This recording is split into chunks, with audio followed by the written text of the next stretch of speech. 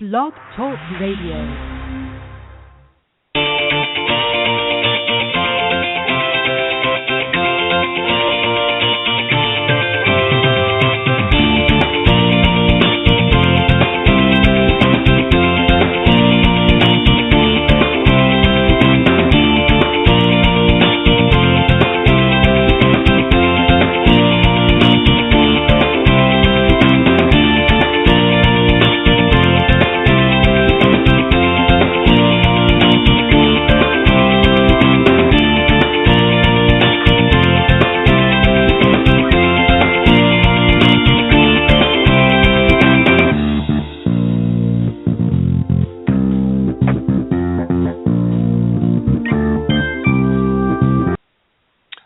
Good morning, everybody, and welcome to the Women of Golf Show. I'm Ted Odorico, and right alongside is none other than LPGA professional Cindy Miller. Good morning, Cindy. Good morning, Ted. Welcome back. Actually, you were off last week. We actually didn't have a show last week. You were doing some other things, and we'll talk about that real quick. And of course, Cindy and I are the hosts of the Women of Golf Show, and we want to welcome you this morning. And we'll get to what Cindy was up to last week, just to remind everybody, just a quick second. But very quickly remind everybody that every Tuesday, unless we otherwise state, from 9 to 10 a.m. Eastern Time, you'll find us right here on blogtalkradio.com's Women of Golf Show. Just go to blogtalkradio.com, type in the search key Women of Golf, and that will take you right to the main page. And during the live broadcasts on Tuesdays, you can join us on the show, or if you're not able to do so, you can go to that link, blogtalkradio.com/Women of Golf, and you can go down to the on-demand section and listen when it's convenient for you. You can also get us at itunes.com, type in under podcast, Women of Golf, and that will take you to the page there in iTunes for those of you that use Apple products. Also, we always try to encourage you, and we would love to hear from you. You're welcome to call in and speak to either Cindy or myself. And to do so, you can call area code 347-945-5855, or you can reach out to Cindy and I at our emails. Mine's ted.golftalklive@gmail.com, or you can reach out to Cindy at cindymillergolf.com. And if you're interested in coming on the show, if you're in the golf profession, whether you be a teacher, coach, or maybe somebody in the business side of golf and you want to come on the show, you can reach out to Cindy at cindymillergolf.com. We've got a great show for you this morning. We're going to start out here with just a little bit to recap of Cindy's boot camp that she had last week, and then we're going to jump right into her part two of her Own Your Game series, the pregame. We're going to talk about that, and a little bit later we're going to be joined by Myra Blackwelder, who is a native Kentuckian, and she's a former LPGA Tour player, and we're going to talk to her in about a half an hour's time. So let's get right down to it. Cindy, boot camp last week, how did it go? You know, it was really good. We had a couple of juniors, one girl that was a senior in high school and one that's a boy that's a junior, and then we had 4 adults. And everybody had different skill levels, and it really worked out pretty good. We make people define why they are coming, because it's a lot of money to come to invest in your game. And tell us, you know, what are you doing here? Why do you want to be here? And what is it that you want to learn? And I don't know that people really sit and think about why. What's their motive for doing this? I think, you know, number one, they're not getting the results that they would like. So, but I don't know that they know how to get the results. Right. I have, you know, maybe you have the same thing. People come on your lesson tee, and I say, you know, okay, so what would you like to learn? Well, I keep picking my head up. Well, then I would say, well, what result would you like? Well, I want the ball to go in the air. Okay, so that's a result. I want to see a definite result of what I want the ball to do, or I want to lower my score, or I want to be more consistent. But they always say, well, I bend my left elbow. They tell everybody, to me, they always know what they do wrong, or they think they know what they do wrong. I don't know that they know how to do it right, needless to say, or they would not do it wrong, would they? No, and you're so right. And the other thing, too, that I think a lot of people misdiagnose themselves. You know, they think they're doing one thing because they've read something or they've seen something, and they say, oh, yeah, that must be what I'm doing wrong, because they're maybe having the same result. But a lot of times, as you know, Cindy, you can be doing different things and getting a similar result as somebody else, but what you're doing wrong might be different than what Sam or Sally over here is doing wrong. So this is why it's important to come to a professional like yourself or myself and really let us diagnose and take a look at what you're doing and then just have a discussion about it. But, yeah, you have to know why you're there. Well, and it could be that one symptom is causing all the issues. Right. And I'm sure that most people don't know how to diagnose, or expose the symptom, if you will. Right. Right. And that's so true. So during your boot camp, what were some of the again, I know we don't have time to go through everybody, but maybe just a couple of examples, maybe if you can think of it. What were some of the reasons that they how they define their game? Maybe give us one or even two examples if you have time. I'm going to give you two examples. One is a young girl who's come 4 years to boot camp. Yep. And she's getting recruited by colleges, D1, D2 schools. And it's funny how you see them mature in golf right. and almost gain wisdom after a long period. And so after the first round, we teach you for every morning. We have lunch. We play 18 holes every afternoon. So it's 72 holes. It's a lot of golf. I mean, that's what we call it, boot camp. Yeah. And so I asked her, what is your goal for today? And she said, I'm going to commit to every shot I hit. And that was a simple goal, right? Mm-hmm. And one that she could control. So then another woman that was there who had never been before and has only played golf for 3 or 4 years said, I want to hit every shot good. Well, now we all know because we played long enough. We wanted to do that too 30 years ago. Yeah, I want to do that too. Yeah, and so there you can see the lack of experience. And so I said to her, I don't know that you know what to think. Right. And it's funny because a few years ago, Alan and I surveyed a bunch of business people to find out what they thought went into business and golf and what were related, what character traits were transferable. And so on the list was strategic planning, decision-making, focus and concentration, tension management, and everyone, 98% of the people picked focus and concentration as number one. Right. And I thought, well, you don't even know what to focus and concentrate on. Right. So I believe that what they came away with, their takeaway was, wow, I really need to follow the procedure. And when I follow my personal procedure, I am focusing and concentrating. It's interesting that you mentioned about some of the corporate types and that, because, I work a lot with corporate golfers and that. And what's really interesting is, I'll ask them very similar questions, about their business, how they are successful in their business.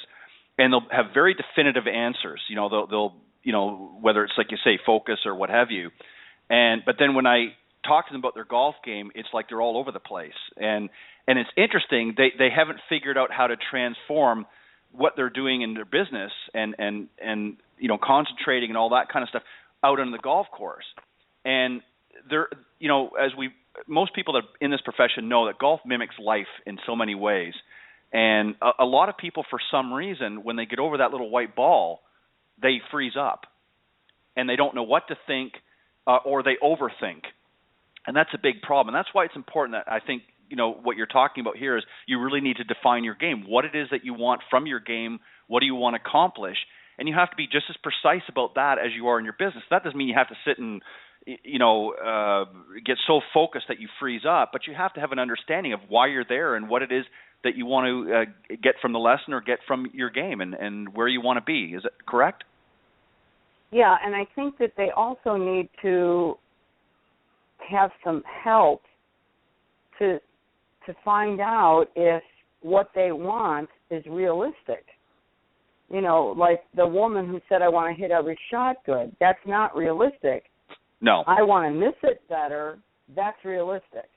Yeah. I want to learn to get away with my misses. So it's funny because part 2 of the series is the pregame. So once you know what you want, why you're here, where are you now, what do you shoot? Well, I don't even keep score. Okay, so if you don't even keep score and you want to hit every shot good, we're a long way away from hitting every shot good.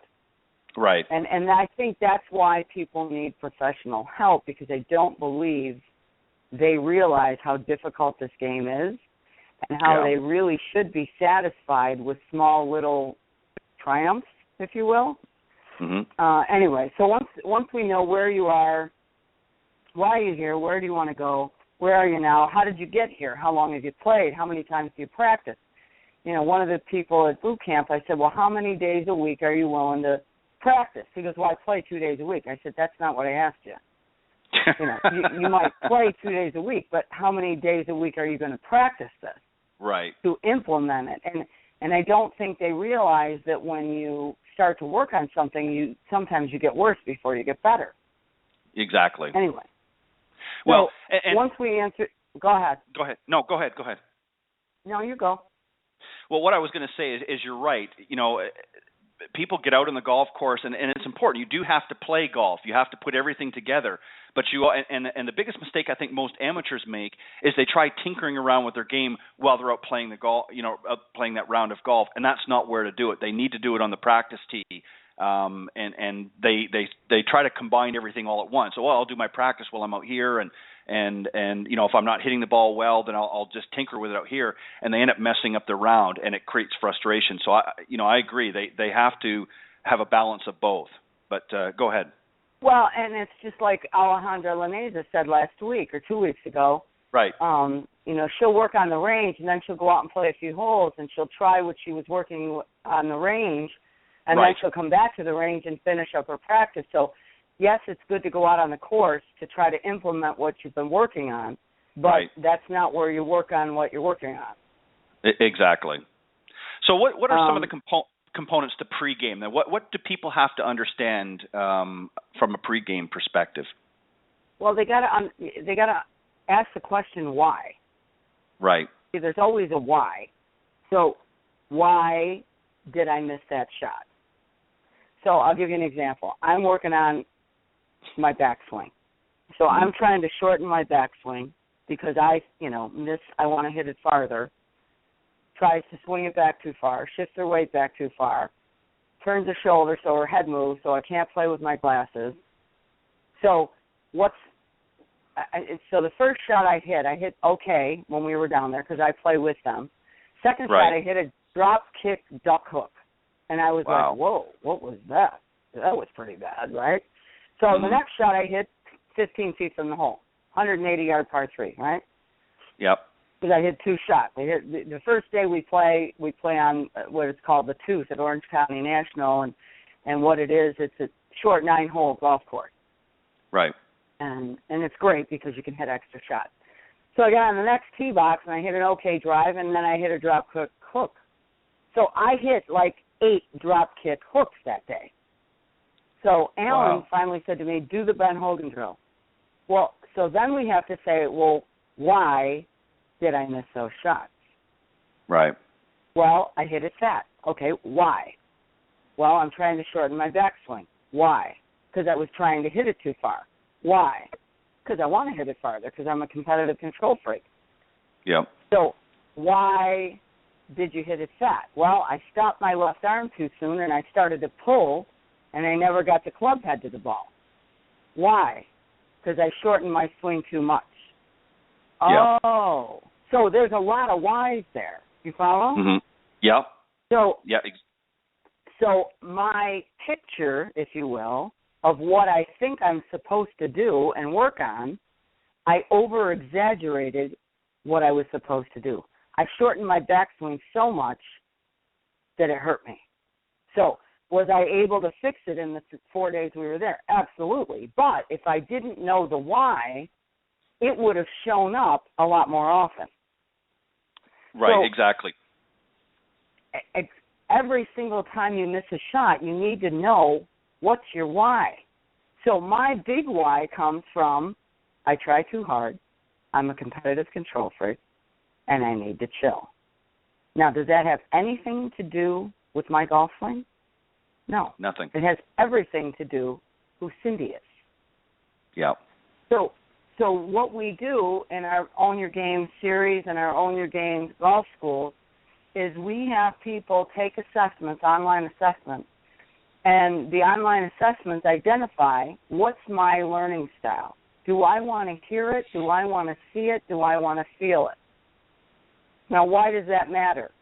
Well, because you have to combine an awful lot of left brain thinking to a right brain perform. So, and if you're not able to do that, you're going to get messed up. So, Cindy turns into Cynthia, who thinks and tries too hard, and then she can't perform. So if I know that I'm auditory, which I am, I played an instrument for a long time, so I know that I need to finish my backswing, and I need to have better tempo so I don't power kill and jump into it. So my right brain dead swing thought might be swing, hinge, slap through, or 1 and 2 and. So all the thinking that I've done on the driving range is now turned into right-brained 1 and 2 and. That's it. So I need to know whether I'm auditory, visual auditory, or kinesthetic. It's interesting that you mentioned that because I think a lot of people, when they're making changes, don't factor in that there's other adjustments. You know, like you said, for instance, you raised a very interesting point. You talked about, you shorten your backswing in order to be able to hit it farther. And a lot of people are under the misconception that, well, no, I got to take it back farther if I want to hit it farther. And that's not true. And the other thing that you mentioned is you had to make adjustments, to your tempo because you're used to taking the club much further back. Here now you're shortening that backswing. You have to adjust your tempo in order to accommodate that because if you're using a different tempo but you're shortening your backswing, then you're going to be out of sync, right? Absolutely. Now, what would I have done if I was visual or kinesthetic? You would have different cues. So, again, we need to identify in this pregame section, who are you? How do you learn? What's your behavior style? So once we take this audio-visual kinesthetic assessment, then we take a behavioral report, which finds out whether it's a DISC profile, a D-I-S-S-C. So the D is a driven competitive control freak. That would be Cindy Miller, Tiger Woods, Suzanne Pedersen.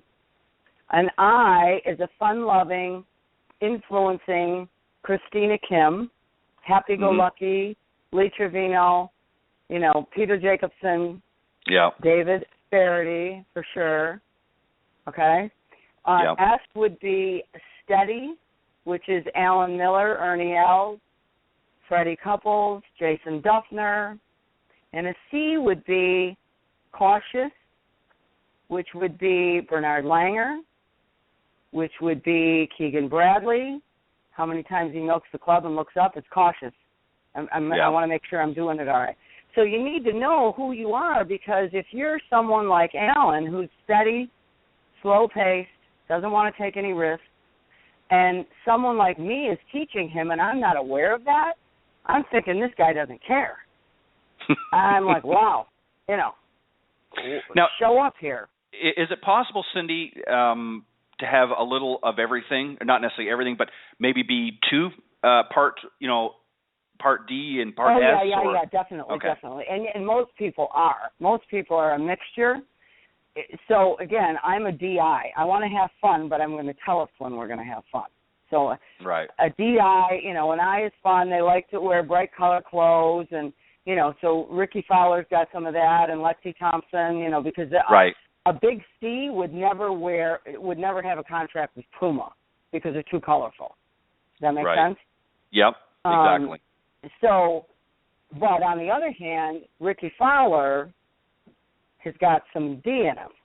He wants to win. He goes for things, like things on par fours with drivers that hit in the water that he shouldn't have. Right. A couple of weeks ago, you know? Right. So yep. Ds will take risks because they want to win. And S's won't take risks because they want to be steady. So a D needs to know when to go for it, when to lay up, and so does an S, but they're going to have a different plan, if you will. The scary part, and again, I use myself as an example, I'm a DI, but when I get in a tournament, I turn into a C. So that's Cynthia. She's like, okay, look out, be careful. Oh, watch out, don't hit it there. It's like, what? Who is this voice? Go away. Right. You're scaring me, and I don't want to be scared. I don't want to play golf scared. So again, if you don't know who you are, you won't know what your tendencies are. So our mission is to, number one, know who you are so we can help you better.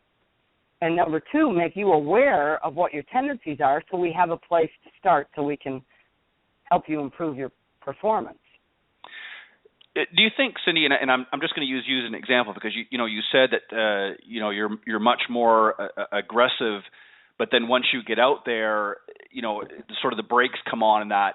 Do you think derive when somebody that's similar to you that's maybe traditionally sort of aggressive by nature, but then under certain circumstances when pressure mounts or even confidence is needed, that confidence slips away a little bit, maybe because of past experiences? Do you think sometimes that creeps in? Use yourself as an example, obviously, but do you think that is the cause of something like that, where your confidence Well, it can be, but again, so here's the third assessment that we give you in this Own Your Game online series, or if you're with us for lessons. Number one is audiovisual kinesthetic. Number two is a behavior report. Number three is a mental golf profile. So the mental golf profile is from GolfSec, and we've had John Stabler on the program a couple times now. Right. And so what it shows is the tendency. So here's the biggest thing that I've learned. As a high D, very dominant player, I need a strategic plan on how I choose to play the course. And I need to make those decisions before I ever tee off. So how am I going to play number one? How am I going to play number two? How am I going to play number three? What if I'm in the lead, okay? So let's use Ricky Fowler. If I'm in a playoff or if I'm tied for the lead, I mean, again, the guy, all he had to do was make par on that short par four, and he wins the tournament. Right. He dumps it in the water, makes double, or bogey, whatever he made, but he dumps it in the water. Now he's in a playoff. Now he hits three-wood. He dumps it in the water again. And he used three-wood. It's like, oh, my God. Hit a 9-iron off the tee. How many times do you have to be beat up before you learn this lesson? So clearly, that was the high D winning over the smart decision. And that's the third assessment report that we give you in our program, is to find out what are your tendencies and how can we better fix you. So you might have issues with emotional control and tension management because you're so dominant and you make stupid decisions. Oh, well, I never thought of that. Get a little smarter. A lot of guys would love to break 90. And I say to them, okay, you can't hit any green in regulation today. They go, what do you mean? I don't want you to hit the green in regulation. Why not? Because I'm going to show you how you're going to break 90. Really? I want you to hit the green in one under regulation, and, you're going to goof it up and make a par somewhere, and you're going to make 17 bogeys, and you're going to shoot 89. Oh, I never thought of that. So, again, it's a strategy, it's a plan. And for someone that's a high D, I have to have a strategy and a plan. And my go-to is, when will I take the risk? I have to have at least a 50-50 chance of pulling it off. So, again, in that par 4, I don't even remember what tournament it was. What tournament was that?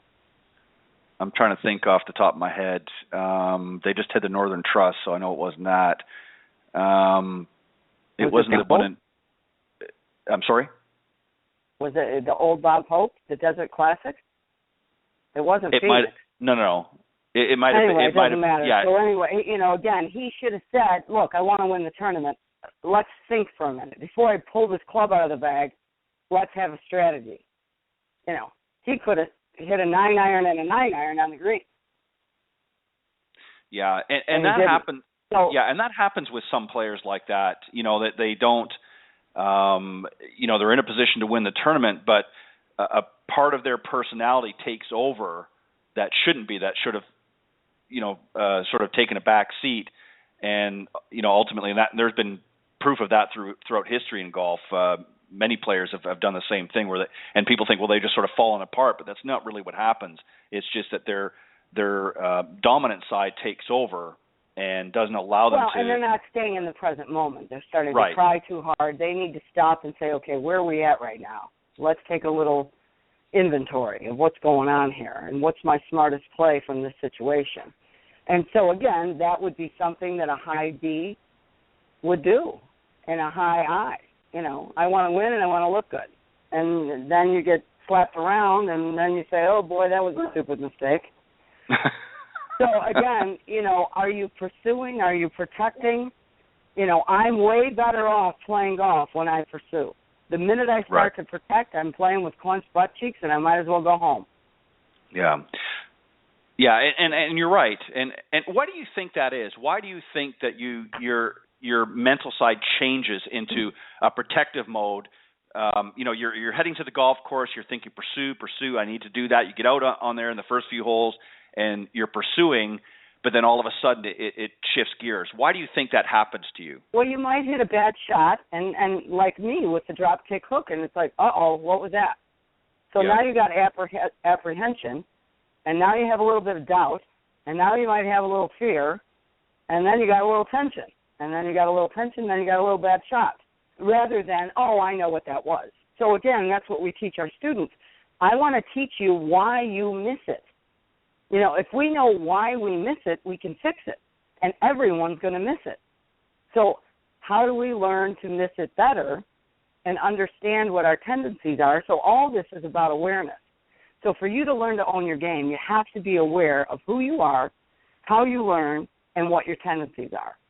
And I would love to have the listeners, tune in and sign up. The link is on Facebook. The link is on the website, right? Blog Talk, to sign up for the Own Your Game series. Yes. Yes, it is. And it starts April 4th, and it's 4 Mondays in a row, and it's $249 and includes all the assessments and 4 one-hour online, live webinars with me and my husband, Alan, and they will also be tape recorded so you can listen later if you can't make it live. Yeah, and it's a great idea. Yeah, I have it up on. It was actually under this week again. The link was there under for not only the show but on my Facebook page as well under this week's show announcement. So if you just scroll down through the notes, the link was there again. So make sure you do that because that definitely is a great opportunity for those of you listening into the show. And pass it around too. Don't just take it yourself. If you've got some golfers in mind that you think would benefit from this, which I guarantee they will, share the link with them as well and let them take the assessments and become involved. I mean, that's the only way you're going to learn and become a better golfer. And kudos to you, Cindy, for really putting together a fantastic program, you and Alan, and just making it available. I think too many people, focus on the hitting side of golf and not really on the mental side. I mean, there's a lot of them getting into it now, but I think truly your approach to it, asking the whys is really very important. Yep, totally is. It just once you answer the why, then you're like, oh, now I'm not so crazy. Well, you might still be crazy, but not as crazy. And just solutions. You want solutions to your, challenges. Well, and Cindy, you see this when you're doing your boot camps and you're talking to, a lot of these individuals down there. They're struggling because they don't understand what to look for. They're looking for the mechanical side as the fix. And, sometimes there are some tweaks. Maybe it's a grip, a poor grip or things like that. But a lot of it is they just don't understand how to prepare themselves. They don't know how to – first off, they haven't really defined their game. They just think, well, I'm not looking to be a professional. But there's more to it than that. Just because you don't have aspirations of being the next LPGA star doesn't mean you shouldn't define your own game. Decide what it is that you want. Why are you playing this game, and all the different whys there. And then, as you said in pregame, understanding when you hit a bad shot, why did you hit that shot? And the only way really to do that, Cindy, is to take this type of an assessment and work with somebody like yourself and Alan and the many others out there, and get them to help you work through that. And there's a great, and we'll mention it again before the end of the show, but you can visit mine, and I think, Cindy, you've got it up on yours as well, and also on the website for the show. You can get that as well, the link to purchase Own Your Game program. So it's a great package. Cindy, I see that Myra is ready to come on board, so let me just do a quick introduction, and then we will get her to join us and have some discussion for this morning. Our very special guest, as I mentioned earlier in the show, is Myra Blackwelder, and she's a native Kentuckian, former LPGA Tour player, was also a member of the university golf team, graduated, of course, from the University of Kentucky, and she was the University of Kentucky women's team head coach, mother and teacher of the game for 23 years, and founded her own business, Blackwelder Golf, in 2010. She had a phenomenal junior career, just so many accolades. I could go on forever. A great collegiate career, and also was a touring professional for 13 years, and now, of course, teaches this great game. To get an insight to her full bio, you can go to her website, which is www.blackweldergolf.com. And without further hesitation, let's bring on Myra Blackwelder. Good morning, my friend. Good morning, Cindy. Hello there. How are you all? This is you got Cindy and Ted here. We're doing great. Thank you so much for being on the show with us. Oh, it's my pleasure. Myra, I want to start things off really very quickly, if we can, with you in two areas. We're going to talk about something that you and Cindy are working on, but I want to ask you a quick question. I was thinking about this as we were going through the show.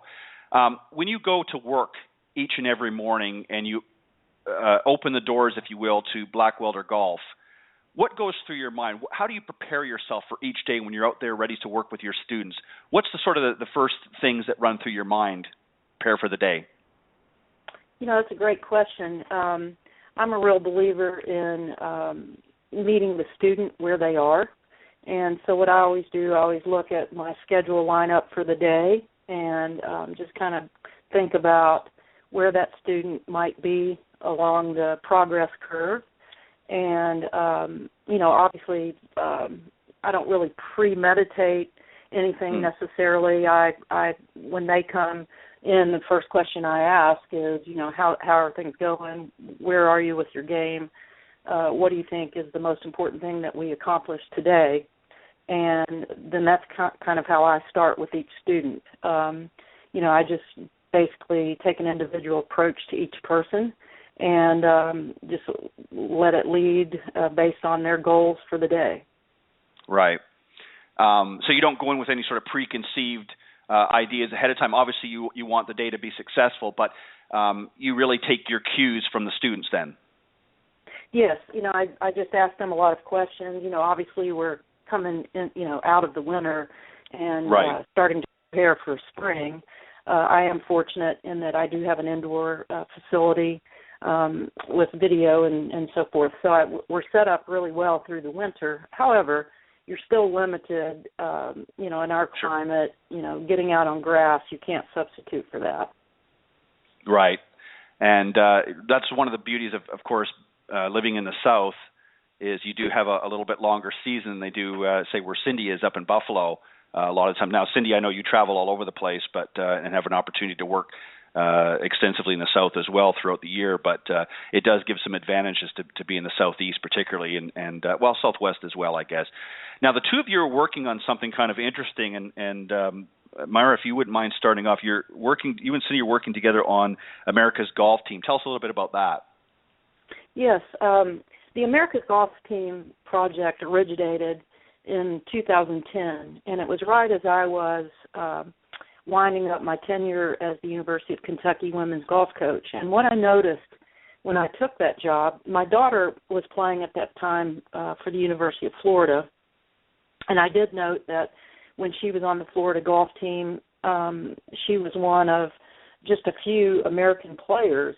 And, the Florida golf team was very proactive in recruiting from all over the world, kids that had prepared to play in their national team organizations and golf federations of their country. And so, I watched Mallory play college golf for a couple of years, and then I was hired as the head coach at UK in 2007.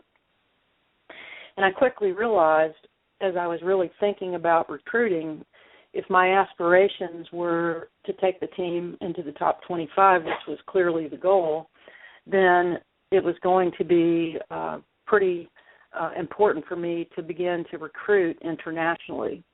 And so, I was talking to a lot of the other coaches, and they felt the same way, and then that's what they were doing. And so we all kind of decided that the United States needed to pull together a federation of our own. And so thus the idea began, and I began to do research. Fortuitously, my daughter qualified for the Ladies European Tour in 2010. And so after I left my position at UK, I was really doing a lot of research and development for the program, trying to figure out what the United States needed to do and how we would raise money for the program and how we would scale it to all 50 states. So I had an opportunity to go to Europe and watch my daughter play on the European Tour, and they had a rain delay one day in Spain, and everyone was staying at the same hotel. There was only Wi-Fi in the lobby, and so all the kids from all over the world were in that lobby in a rain delay. So I got to interview kids from all over the world and find out what their countries were doing for them.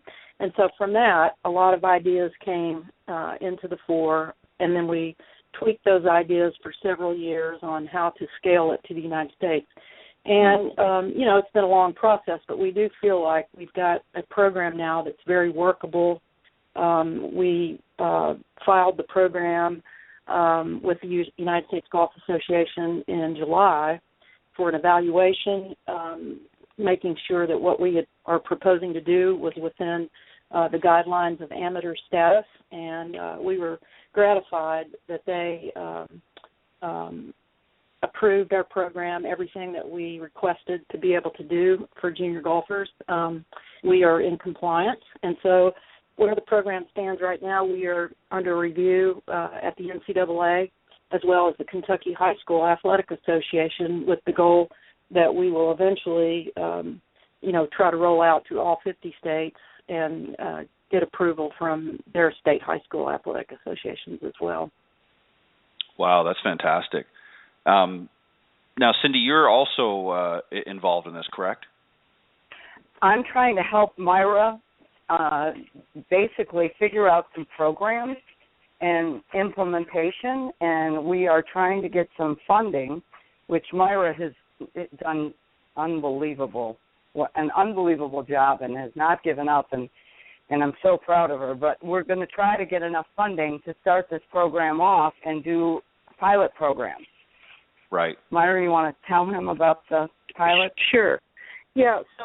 So the way we are trying to roll this out, the ultimate goal, the end goal would be to have a national team program once we have enough local sites on board to be able to start feeding a national team program. Mm-hmm. So it starts really in the local level. We've got, the United States kind of divided into a local level that would feed into state team, select teams, and then you'd move on up the food chain into regional golf, like north-south, 6 regions that would feed a national team. And then so that's the opportunity to be able to play other international teams at the junior level. And so it all starts in the local area. And so the way we've got it set up is that we set up a foundation, and basically our goal will be to bring on a facility and coaches who would be very interested in aligning with the America's Golf Team program. They would set up a local organization. They would help build a local booster club so that we would do fundraising for the local team. And so basically out of that local team, they would be independent. They can fund the things that, are compliant with our mission, and the local area would be the master of their own destiny. Then, having said that, we would field, state competitions and so forth for those teams that would then feed the higher, national team concept. Now, is this going to be available at different levels, not just, from regional to national, but what's the age demographic that are you focusing on a specific age group, or is there going to be different levels of ages? So like your junior and then your sort of and the reason I'm asking to be kind of like your school system, your junior, then your middle school and your high school and then your collegiate, is it going to be that, or are you focusing on one area? Yeah, what we intend to do, obviously, is at the local level, each local team will organize themselves. They'll have different age groups. We feel like it's really important to engage kids at a very young age, as early as 4 to 5. So, for instance, one of the things that I'll be scheduling probably this week is I have an after-school program. I organized my local community as the very first pilot of America's Golf Team 5 years ago. And what we did is we took golf into the school system, and I worked with the golf in school PE coordinator, Melody Hamilton. And what we did is we came up with the idea that we would introduce the game to every second, fourth, and sixth grader, and then, offer opportunities after school for kids that wanted to go a little deeper. And that's one of the things that I've done in my local community. So now we've actually introduced the game almost to the entire student population where I live. It's a population of 4,000 kids, 4 elementary schools, 1 middle school, and 1 high school. But then the program moves on out into the local golf courses where we do, spring training events and local developmental leagues and so forth. So it's just like a group of people working together. I've had programs at the rec center as well, indoor. And so it's just the rec center, the school system, the local golf courses working together to grow the game. And so that's kind of the idea of America's Golf Team. So basically you would have, we've divided the program into 2 kind of categories. One is train to play, and one is train to compete. So train to play would be entry-level programs, and it could even be like an LPGA girls golf program. Both Cindy and I are involved in that program. For girls, it could be a first tee program. It could be a PGA Junior League golf program. All those are kind of entry-level programs. And then, of course, golf courses routinely have all kinds of entry-level, clinics for juniors and so forth. So all of that would be under the category of train to play. So the way we've organized our foundation is that as the local team organization does fundraising, then the local coaches that actually coach those programs, these would be certified professionals that, are expert in what they do, rather than, volunteers that teach the game. I think there's a big distinction there. The coaches can offer very, very affordable learning programs, and then they can invoice the foundation of the local team for the subsidy for their time. So in other words, the train-to-play family or the child who may have a very limited budget, they're going to get expert training at that train-to-play level, professionals that are highly trained, and we're able to hold down the cost. So basically what America's Golf Team is trying to do is to bridge the economic interest between, the families who have limited budgets, and then the golf business itself, the equipment companies, the coaches, the facilities who need revenue streams to keep the doors open and to keep golf going. So that's what we hope to do, is kind of stand in the gap there, do fundraising so that each local organization will have the resources that they need to be able to grow the game, offer a high-quality product at the local level. And then once you do that, you have a pool of kids. You can select out talent. You can quickly see who might have that potential to play, on the middle school team or play AJGA or play college golf. So once you identify those kids who have the competency to, play 18 holes, carry their own bag around the course, play in tournaments, then they become classified as trained to compete kids.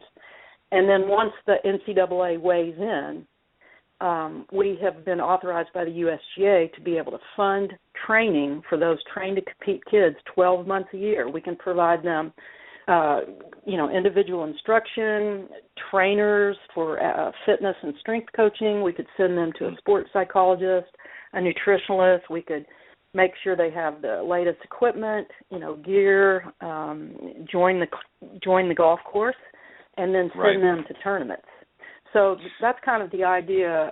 But yes, it would be, we envision having programming for kids as young as 4 to 5 years old, all the way up to the college age. And then once they get into college, probably America's Golf Team will just let that process play out. And then at the end of the road, way on down the line, after we get going and get the junior golf world kind of squared away, we envision having a young professional development program on the other side of their academic career, where each state would have, funding for their very best players to help them join the tour if they so choose. So, I like Myra. I like the fact and the approach that you guys are taking. That you're training to play and not just to compete. There's two options there, because not everybody that's going to wants to play golf necessarily wants to be the next LPGA or PGA player. They just want to be able to play. And a lot of programs out there until now have really been funnels, if you will, for the tours. I mean, whether it be a junior program and collegiate and that. And I mean, you certainly want to keep that thriving and you want to empower that. But at the same time, there's a lot of people that would love to play, but when they are faced with that option only of, being the next Ricky Fowler or Annika Sorensen or whoever it happens to be, suddenly they retract a little bit because they know they don't have the ability or they don't have the interest or desire. So I like the fact that you're hitting everybody. You're hitting those that maybe have aspirations, but at the same time, people that just want to go out and play and be introduced to golf, there's an option there for them as well. Yeah, and we felt like that was very, very important. In the very beginning, research and development of what we needed to do in the United States, we took our time in the very beginning to set our goals. And it was clear that we had really like a twofold mission. One was just basically to grow participation in the sport, period. Right. That is very healthy for the golf industry. It's healthy for the future of the game. And like you say, we want kids, we feel like golf is such an important character builder, leadership development tool. If you're involved in golf, chances are, if you're going to the golf course each day, you encounter people in the community that are civic leaders, and there's just a lot of learning opportunity to rub elbows with people at the golf course. And it's a multi-generational sport. There's just so many great things about it. So that's mission number one. And then out of that pool of golfers that are having a lot of fun, just participating in the game, out of that, a natural, separation will occur. The kids that are super interested in the competitive side of the game, we wanted to make sure that we had a fundraising organization that could help that child go as far as they want in the game. So in other words, resources wouldn't be the end that would determine your future. Yeah, and I like that. Like I said, because if you think about it really from a numbers perspective, if you're targeting from a competitive side only, your pool is going to be much smaller. Whereas if you're targeting both areas, now you've got a much vaster pool to draw from, and you may get some people that might start out just to play, but may develop as time goes on, as you said, as they start to climb the ladder, so to speak, and get into the collegiates, and then you sort of open the floodgates and provide opportunities should they have that interest to move in that direction. But at the same time, you're hitting everybody else in between, so you're helping to grow the game, number one, but you're also still tapping into a much larger pool of potential, top players down the road. So that gives you a much pool to draw from. Let me ask you a question, Myra, about you talked about funding and that. What are some of the challenges, and how do you see overcoming those challenges as far as getting the financial resources to help put this project into light? Well, obviously, when we were doing the research and development of the program, I did some research on some other Olympic development programs, just kind of trying to understand how they were funded and so forth. And a lot of the Olympic sports receive grants from the U.S. Olympics. And I know I was told that USA Hockey started with $48 million, and they were able to quickly grow into a national program. But I felt like golf has inherently been a fundraising tool for generations for all kinds of charitable events. So we as golfers, and the way golf is set up, we are a natural fundraising entity already. And so what my thought was is that we would just use our know-how within the golf industry so that we would be resourceful. We wouldn't have to, try to look for that type of funding. We could grow into the program on our own. So basically, after the USGA approved our program in September, then we began to start moving into what I call phase 2, which is the funding phase. So right now, we are beginning to put together grants and possible donors, looking for possible donors that would enjoy working with our mission. And actually, I've got a friend of mine that played on my college golf team. Her name is Ann Thompson, and she became our first donor. So I'm getting ready to open up a bank account for the foundation and actually begin to put a little money in the bank. And I've got a board of directors, and so, we will now begin to get into some grant writing. We do have our first grant that we've submitted, so we've got one now.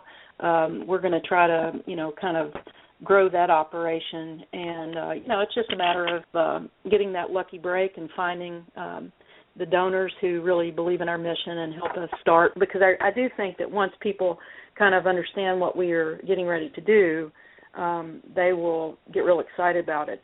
And I guess one other thing that I probably ought to mention is several years ago, we were still in R&D, and I was doing my local pilot here at home, doing the in-school project and working with the local golf courses and all that. And I got a magazine article in Golf Week because they covered my aspiration back in 2010.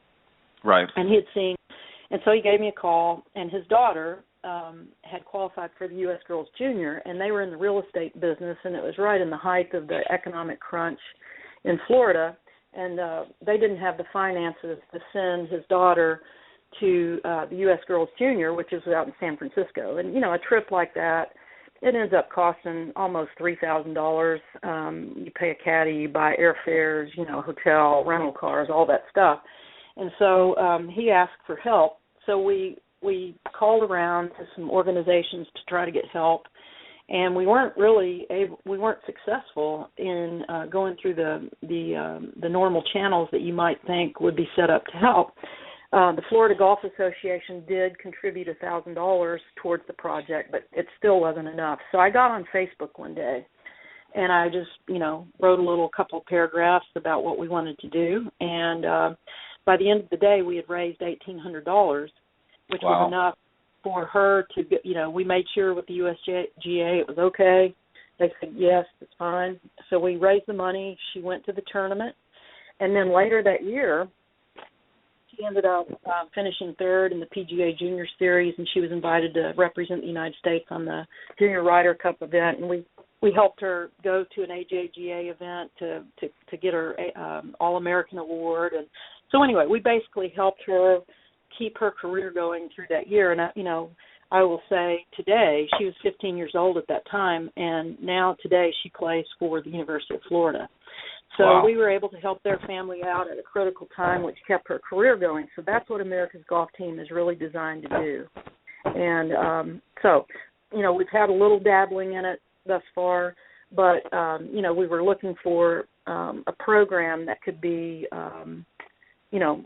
authorized by the USGA. The way we've got it designed, it was a little bit complicated to figure out at first. But now we've got our program. They've approved it, and we're hoping that by the summer that the NCAA will come in line and give it the blessing as well. So that's kind of our next major push, is to get the NCAA to agree.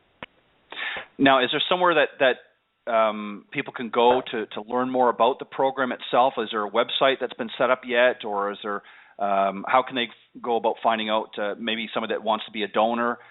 Is there somewhere that they can go to get more information or contact to get more information? Yes, right now we do have a website set up. It's americasgolfteam.com, and that is actually with my friend's donation that she made. What she wants us to do is redo our website so that we can put a donate button on the website and get all of that set up. So that's what we're going to do with my former teammates' donation. I'm getting ready to schedule a board meeting in the next couple of weeks to discuss this with my board once they sign off on it. Hopefully we'll have that up and going by May 1st, probably. Mm. And in the meantime, people can go online at americasgolfteam.com. We've had a lot of positive things that have happened since the website was last, updated. So we're not quite updated yet, but we're moving in that direction into phase 2 now, which is funding. So that's kind of the next step for us. So if somebody wanted to donate money, how would they do that right now? Well, right now, if anybody does want to make a donation, we will accept it. They just write the check. And they get a write-off, yes? Yes, it's tax deductible, 100%. Make the check to americasgolfteam.com. And what I will do today is I will kind of make a preliminary page on the website, like donate here, and put the information on where you would send the check, and we will be happy to send you a receipt. Perfect. Fantastic. Yeah, thank you. Well, Myra, it sounds like a great platform, as I said earlier, and Cindy, I know you're helping on this as well. I think this is a great area. I think this is really something that the golf industry has needed for a long time. There's a lot of terrific programs out there for junior golfers to get involved with, but they're very, they're fantastic programs, First Tee and the PGA Junior and that, but part of the problem is it's sort of focusing more on a filter system, if you will, and to get into collegiate and beyond. And there really hasn't been anything out there for just those that just want to go out and learn to play golf. And the accessibility has been difficult for a lot of people. And it sounds like you've created a great plan to sort of overcome that challenge. And I think really this is from a personal standpoint, I think this is a great opportunity for corporations to get involved and get, financially to get behind a program like this, because it's not just about creating tour players. It's not just about creating the next greatest golfer. It's about really opening the doors to a lot of people potentially as employees. And golf, as we know, the three of us can attest to, is a great business tool. A lot more and more people are using it as a business tool now, especially in women that maybe traditionally didn't use it and are seeing the benefits of it. So this is a great program. So I would urge corporations out there to really get involved in this and get some funding behind it and donate. So they can do that by going to americasgolfteam.com, and you'll put some information up there on how they can go about doing that, correct? Yes, Jen. I'll work on that right now. And I certainly appreciate the opportunity. How do people reach out to you if they have questions? Yeah, so what I'll do is I'll create a new category today on my website page on how to contact me to learn more. Okay. Perfect. I will get that lined out for them today. Okay. Perfect. And then my email address is very simple. It's just Myra, MYRA @americasgolfteam.com. Very good. And for those that want to learn more about your golfing expertise, if they're interested in working with you as well, they can learn all they can about you by going to your own website, www.blackweldergolf.com. Correct.